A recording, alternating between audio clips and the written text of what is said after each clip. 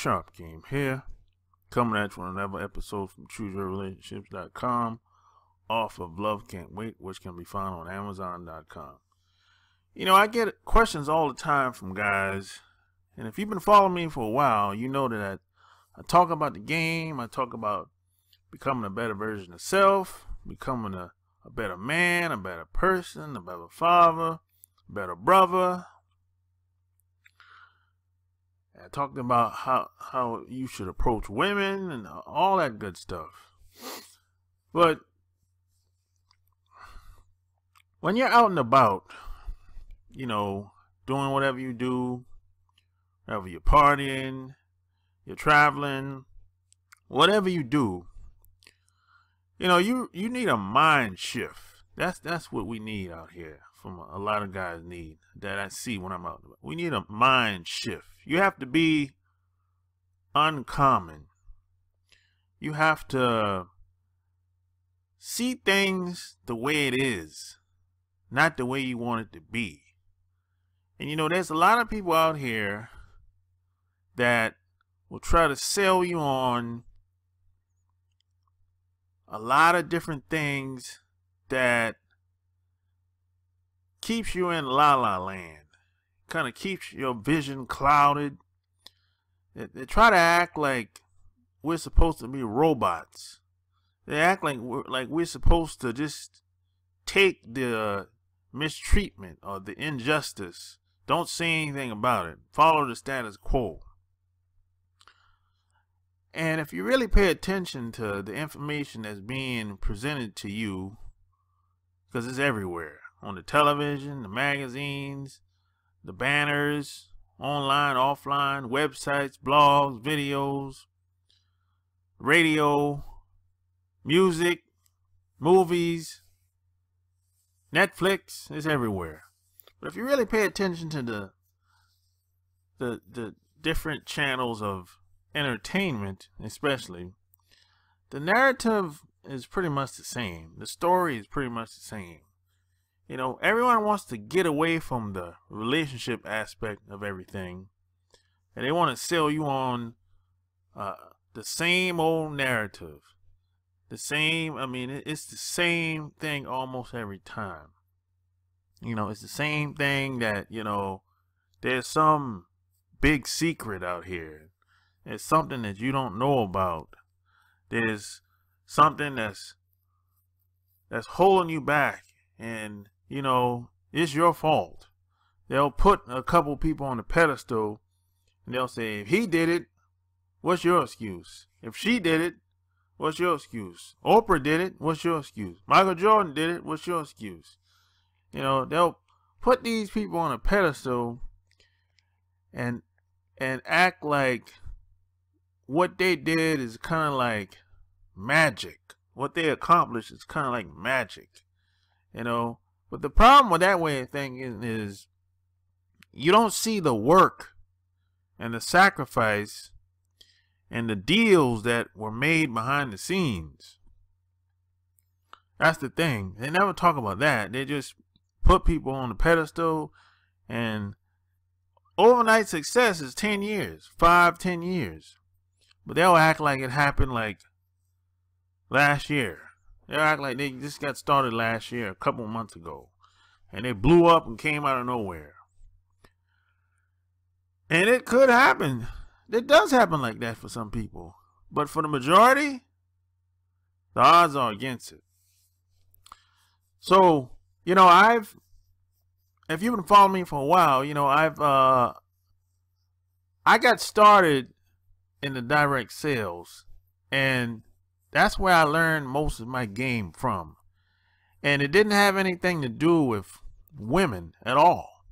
It just had to do with just the psychological aspect of dealing with just people in general. It wasn't like I was trying to attract women. Doing business and making sales, the women came out of that. And you know, I have to give my parents a lot of props, because if it wasn't for them, I don't think I would have taken the path that I've taken. I don't think I would have learned took time to at least learn a lot of the things that I've learned over the past 10, 20 years.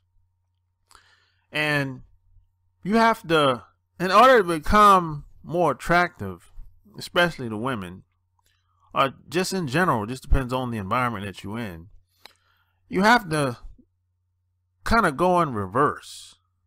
That's why I say you need a mind shift. You have to see things the way it is, and you got to be 2 to 5 steps ahead of everybody at any given time. You got to say things different. You got to play the part different. You got to approach things different. You got to, I'm talking like you got to do things different from head to toe, 24/7. It has to be like a lifestyle. You got to be what we call uncommon. See, the common man follows the status quo. He wants to follow everybody and fit in. He wants to be like sheep. But the only problem with that way of living, that way of thinking, is that makes you average. And average don't work. If you're average, you're probably going to live paycheck to paycheck until you die. You're probably never going to have enough money to live and take care of your friends and family and your kids. You're probably going to raise the next generation of failures, and they're probably going to be worse off than you. That's the problem with being average. That's the problem with being a sheep. That's the problem with just taking what you can get. Just take the leftovers, the leftover crumbs. But if you want to be uncommon, what I've learned is you have to kind of like be a chess master. You know, because in direct sales, I learned that when I made most of my sales came from other people talking about me.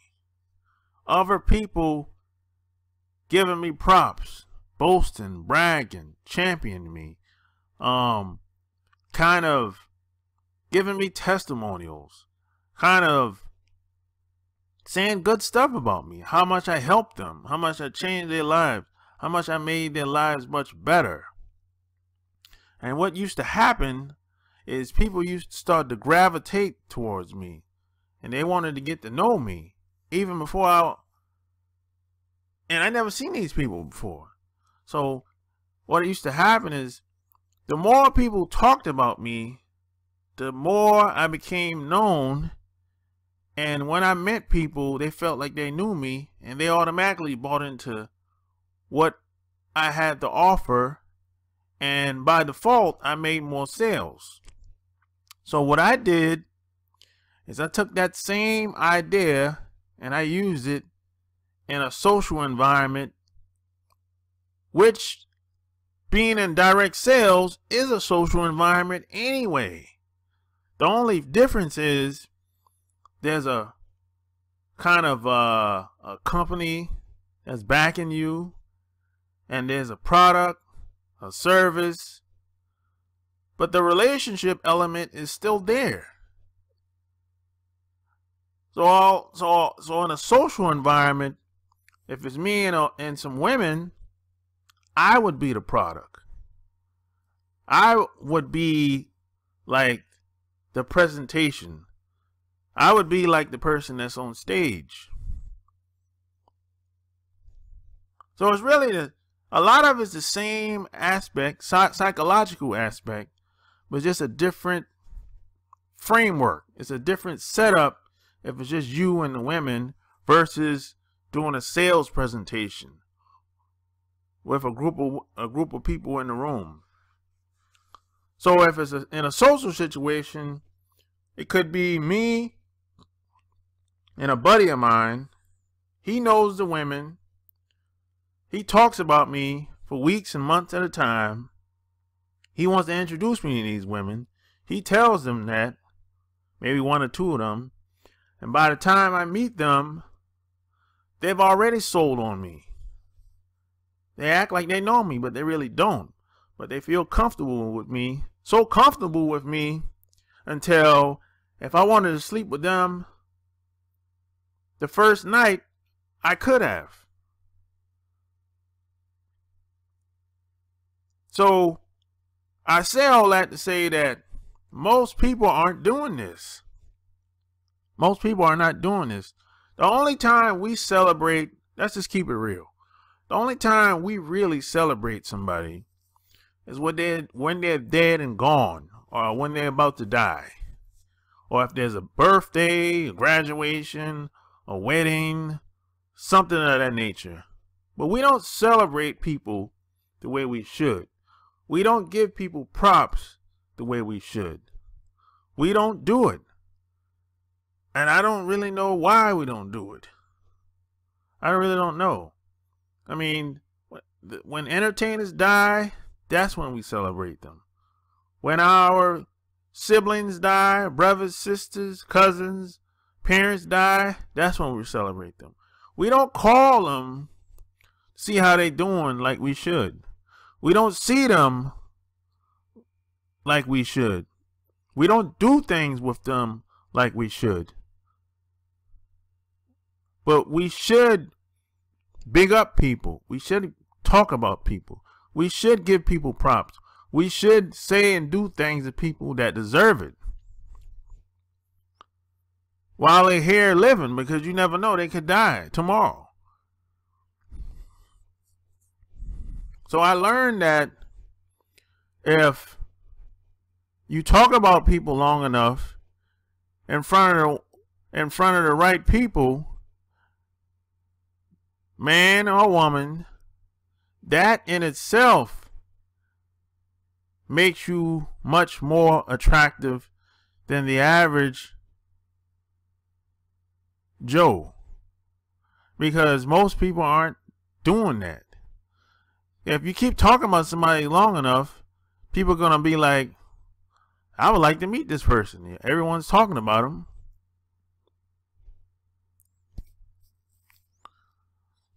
So out here, man, you got to be uncommon.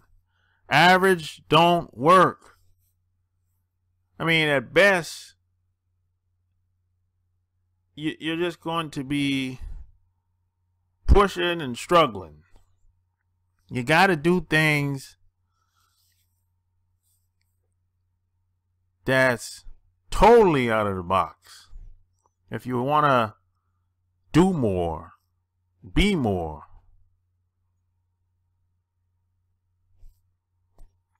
That's why I started the other channel, the Day Job Bailout Plan. Go over there and subscribe. Go to my website, chooseyourrelationships.com. Go get my books. I talk about all this stuff. And most of my books and my blogs and stuff that I write about is much bigger than this dating and having relationships. It supersedes and goes way beyond just trying to pick up women. The stuff I talk about is like, this is about living a better life. This is like living life on your own rules without having to sacrifice who you are as a man or a woman.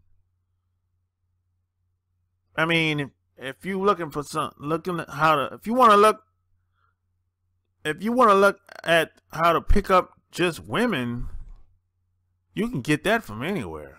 There's a lot of books online and offline. Go to Barnes & Noble, Books A Million, anywhere. Books for that. But if you want to live a better life, do what you want, how you want, when you want, and by default, you have all the women you want. That's what I'm about. That's what I'm about, man. You know? And I learned most of my game in direct sales in an environment that don't have nothing to do with just socializing in itself. It's much bigger than that. And I don't know if I would have taken the path that I've taken if it wasn't for my parents. So Rest in peace to them. And subscribe to my channel. Check out my blog, ChooseYourRelationships.com. Go buy my books. Until next time, I'm out. Peace.